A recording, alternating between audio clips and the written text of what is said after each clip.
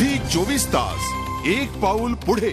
घरासाठी हमखास कर्ज मिळवून देतो असं आमिष तुम्हाला कोणी दाखवलं तर सावधान। एका डेव्हलपरनं पुणेकरांना असा काही गंडा घातला की त्यांच्या पायाखालची जमीनच सरकली। तुमच्या बाबतीत असं होऊ नये यासाठीच पुण्यातून हा स्पेशल रिपोर्ट। एक छान घर असावं असं प्रत्येकाचं स्वप्न असतं।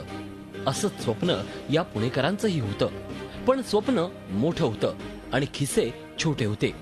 कष्टानं जमा केलेली पैन आणि थोडंसं कर्ज अशी जुळवाजुळव करत घर घ्यायचं ठरलं, पण त्यासाठी बँकेच्या विविध अटी पुरवाव्या लागणार आणि त्यात अडचण आली तर घराच्या स्वप्नावर विरजण।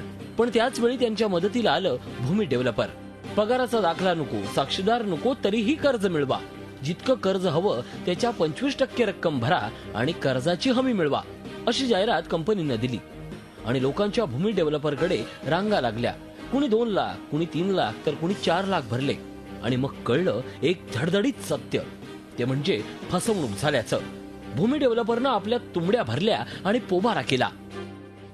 आम्हाला फ्लॅट बुक करायचा होता, नवीन बांधकाम चाललं होतं, तिथं आम्ही बिल्डरकडे बुक करत होतो फ्लॅट। तर ती रक्कम त्यांनी आम्हाला हिरनी भरा सांगितली। हे लोन करून देणार होतं, पण यांनी लोन काही केलं नाही। तुमचं 2 लाख रुपये? हां, 2 लाख रुपये आमची रक्कम त्यांच्याकडे आहे। देतो करून असंच चाललंय त्यांचं। 20 दिवस झाले आणि आता ऑफिसच बंद आहे, त्याच्यामुळे पुढे काही कारवाई करणार नसते।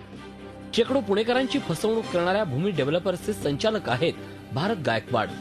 गायकवाडनं फक्त कर्जासाठी आलेल्या लोकांची फसवणूक केली नाही, तर कंपनीतल्या कर्मचाऱ्यांचं अनेक महिन्यांचं वेतन थकवलंय।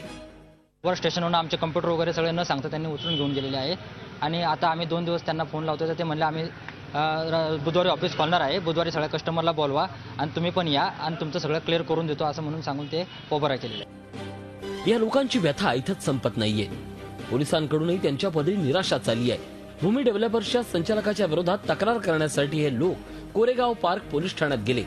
पोलीसही त्यांची तक्रार घ्यायला तयार नाहीयेत। भूमी डेव्हलपर्सनं परत दिलेले चेक बँकेत वटले नाहीत, त्यामुळे त्याचा खटला कोर्टात दाखल करा असा सल्ला पोलिसांनी दिलाय। अशी अवस्था या लोकांची झाली आणि त्याहून वाईट म्हणजे त्यांची ही अवस्था ऐकण्यासाठी यंत्रणेला वेळ नाहीये। झी 24 ताससाठी नितीन पाटोळे, पुणे। झी 24 तास एक पाऊल पुढे।